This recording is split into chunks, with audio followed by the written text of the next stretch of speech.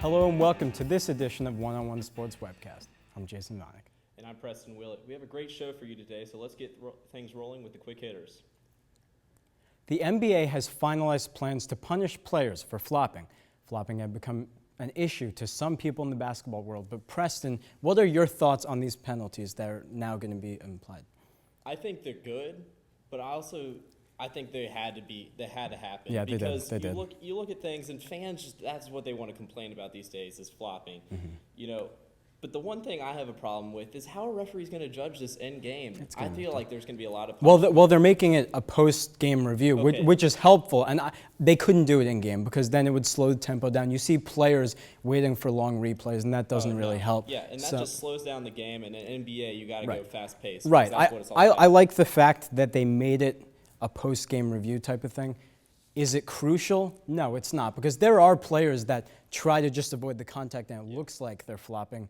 But it's good that it's done now that players like James Harden, Manu Ginobili, Raja Bell, LeBron, players that have been seen to flop, will maybe think about it. Chris Bosh as well. I mean, players that make these flops, and sometimes you never want to see a controversial call at the end of the game, and that can sometimes make the impact. It really just hurts the end of the game. It does.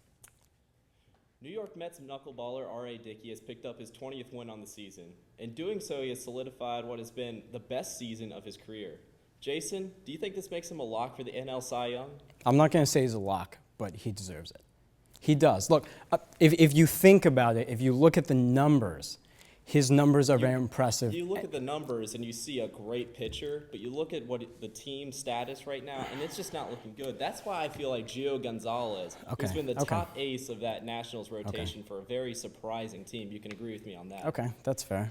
I think he's been phenomenal this year, and I feel like he should win the NL Cy Young. He has been good, but I mean, remember last year, Clayton Kershaw? His team didn't make the playoffs, and Dickey did it. Dickey is 20-6 for the Mets. They're 14 games under 500. So if you look at a position player can make a difference on a team, but this guy accounts for half of the scoreboard every 5 games. So for me, the fact that he's top 5 in many of the major categories for a pitcher, and 20-6 for that Gio too. in every category, but I'm still going to put this on the wins because MVP-wise, we always want the winning person. Fair enough. I mean, both pitchers have had very successful seasons. A story that just will not end has struck again. A victim in the Jerry Sandusky case has come out with a book deal. Preston, is this fair or is this foul? This has got to be foul. This is exploiting a kid who had a terrible tragedy happen to him. And this is all about the media. This is not about what happened.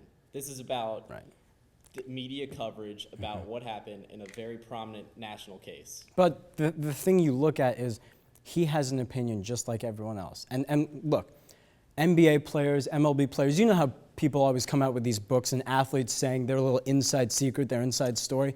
If they can do it, this guy should be too. So I think it's fair in that sense, but how successful it will be, I'm not sure. We've already heard so much about it, and it's such a disturbing story. I'm not buying the book. I don't see why you would. This is just a tragedy. I don't read anything about this. Yeah, forget it. Newly signed free agent guard Jason Terry has already been making some noise in Boston, saying that he wants to kill the Miami Heat and the Los Angeles Lakers when they meet them on the court this season. Jason, is he setting himself up for failure with these comments?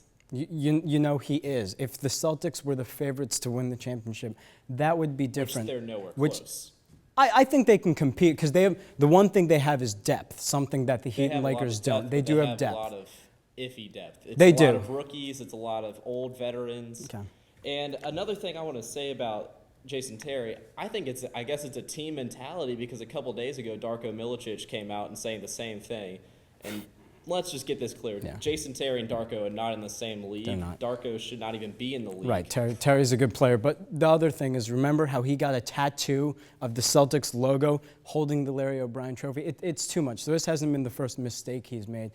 But the fact that the Lakers now have 33 All-Star game appearances in their starting lineup, and LeBron James and the Heat just won a championship, to say kill, I'm not feeling it. I'm not feeling it. Those two teams are clearly head and shoulders above the rest of the league. And it is. I guess the Celtics could come in right after. It is. It's just a little bit of a stretch, I think.